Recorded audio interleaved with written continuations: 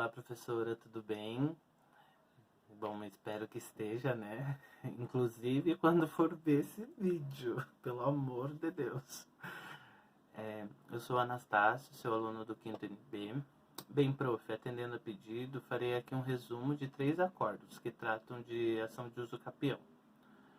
Ora, já que irei falar de uso capião, primeiramente é necessário conceituar o tema.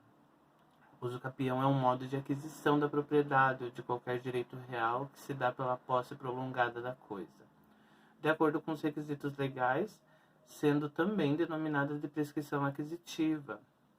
Aqui comentarei 3 acordos, que respectivamente tratam de uso capião extraordinária, ordinária e também uso capião especial.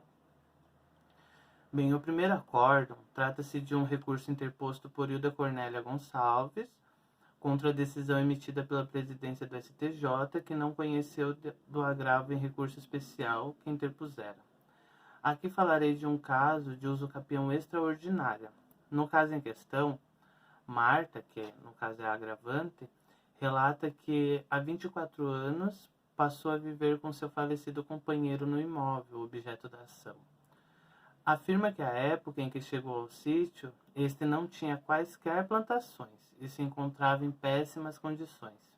E desde então foram feitas várias melhorias e plantações. Sustenta que nunca houve qualquer questionamento acerca de sua posse sobre o bem.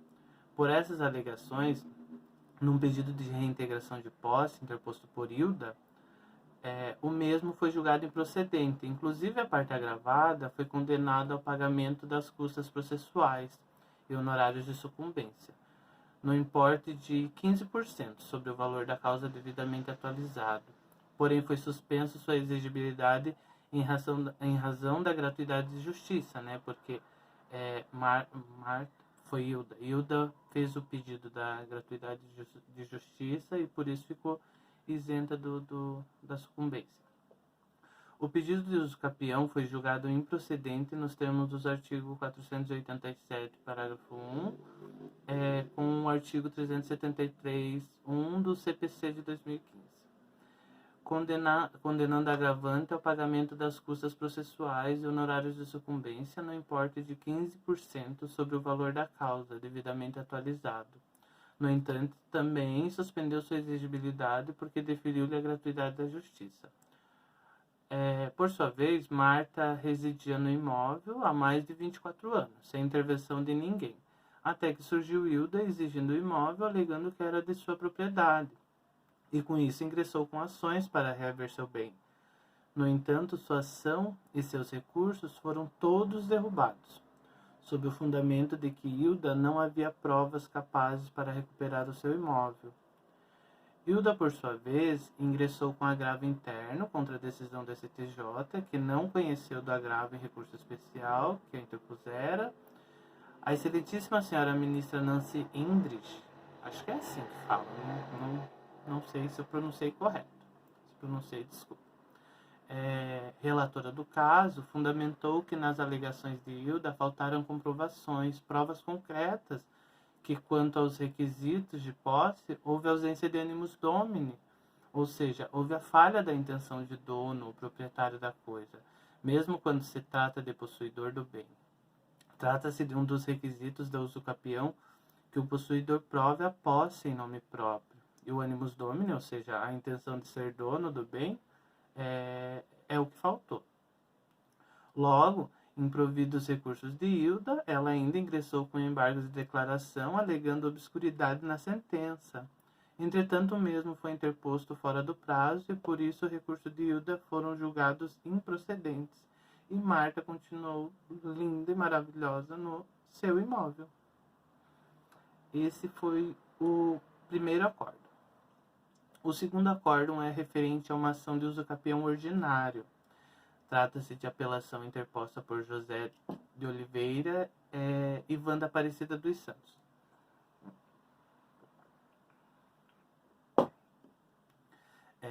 Contra a sentença de lavra do meritíssimo juiz de direito da primeira vara civil da comarca de Barbacena, que em ação de uso capião ordinária julgou improcedente o pedido inicial.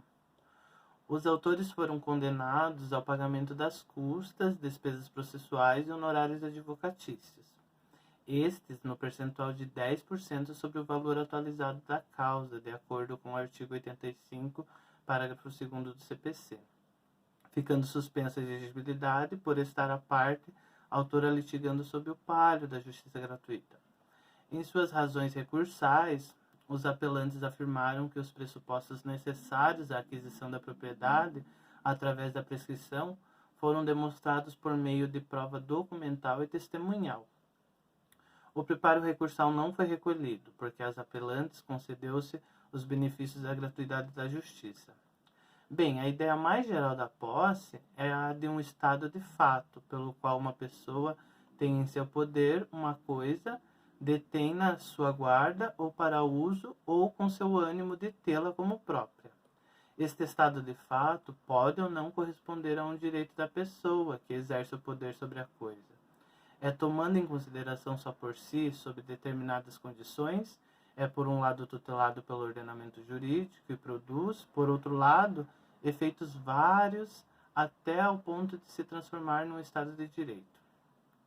No caso, verifica-se que o processo foi instruído com um contrato de compra e venda do imóvel, datado de 26 de outubro de 2009, celebrado entre os apelantes e os herdeiros de Modesto Moreira Filho. Há também recibo de compra e venda do bem em nome de Modesto Moreira, datado de 1969, indicando a aquisição prévia da posse por ele e, por conseguinte, a transmissão dela. Sobre os depoimentos das testemunhas, observa-se que, de fato, há divergência quanto ao lapso temporal do exercício da posse. Entretanto, nenhuma das testemunhas atestou o exercício da posse por menos de 10 anos, muito menos se pode concluir por meio dos depoimentos o não exercício dela. Esses fatos, aliados à ausência de oposição à posse dos apelantes, acenam para a configuração dos pressupostos caracterizadores da prescrição aquisitiva e, por conseguinte, para a procedência do pedido inicial. Com isso, o recurso provido para reformar a sentença e julgar procedente o pedido inicial. Foi declarado que os recorrentes adquiram a propriedade do imóvel, objeto dessa demanda, por meio da usucapião extraordinária e autorizando a adoção das diligências para a averbação de nova matrícula. As custas recursais pelos apelantes, suspensa contudo a exigibilidade da verba em razão da gratuidade da justiça concedida aos recorrentes, incabível a condenação ao pagamento de honorários de sucumbência, incluindo as recursais, por não terem os réus constituído patrono. E com isso, finalizo o segundo acordo. Agora vamos para o terceiro. Deixa eu ver. Tá. O nome das partes está ok. Bem, prof, caminhando para o fim, agora de uma situação de usucapião especial rural, também denominada prolabore, tem como requisito a posse, como sua por 5 anos, ininterruptos e sem oposição de área rural não superior a 50 hectares, desde que já não seja possuidor de qualquer outro imóvel, seja este rural ou urbano. Bem, este caso trata-se de uma ação de usucapião proposta por Ivan Carlos de Oliveira, em face da União Federal, Mário Pinaza Filho e Ivanilda Maria Gurnier. A princípio, esta ação foi julgada improcedente nos termos do artigo 487, inciso 4º do CPC. A jurisprudência da STJ já afirmou entendimento segundo o qual, a teor do disposto nos artigos 1239 do Código Civil e 191 da Constituição Federal, um dos requisitos legais para o usucapião especial rural é o interessado não ser o possuidor proprietário de outro imóvel rural, não ser o possuidor proprietário de outro imóvel rural ou também urbano. Os artigos 1239 do Código Civil e o 191 da Constituição Federal definem os requisitos legais da usucapião especial rural, quais sejam posse com animus domini, pelo prazo de 5 anos, sem oposição, área de terra em zona rural não superior a 50 hectares, utilização do imóvel como moradia, tornando-o produtivo pelo trabalho do possuidor ou de sua família. Não ser o possuidor proprietário de outro imóvel rural ou urbano. Ó. Não ser o possuidor proprietário de outro imóvel rural ou urbano. Presentes os requisitos legais da usucapião especial rural, impõe-se a declaração da aquisição do domínio da área usucapienda, objeto da controvérsia. O STJ tem entendimento no sentido de que a revaloração das provas e dos fatos expressamente delineados pelas instâncias ordinárias não viola o disposto na súmula número 7 do STJ. Não há falar em negativa de prestação jurisdicional quando o recurso especial deixa de especificar as supostas omissões ou teses que deveriam ter sido examinadas. No caso em questão, consta em nome do autor o imóvel de matrícula 7956, descrito como prédio, compreendendo casa, terreno e quintal, situado à rua Luiz de Queiroz, ou seja, ele tinha mais um imóvel. Número 137, Piracicaba, São Paulo, motivo pelo qual tem-se que o autor não preencheu os requisitos legais para o usucapião especial rural, ou seja, pelo fato de ele ter mais um imóvel, um dos requisitos que era o de não ter, para poder você ter a posse do imóvel, ele não conseguiu preencher, que é o requisito previsto nos artigos 1239 do Código Civil e 191 da Constituição Federal, conforme explanando na sentença recorrida. Por isso, sua apelação foi julgada improcedente. Então, entenda. Nesse caso, a ação foi julgada improcedente por ele não preencher os requisitos do artigo 1239.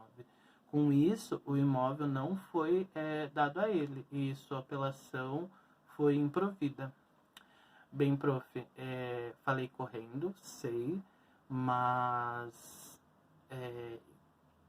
é o que eu consegui fazer. Espero que você tenha gostado ou tenha entendido, né? Não costumo fazer essas coisas de ficar gravando vídeo, é muito difícil para mim, mas eu juro que eu me esforcei, tá? Muito obrigado, beijão, fica com Deus e espero que o feedback seja muito bom. E as críticas serão bem construtivas. Beijão, fica com Deus.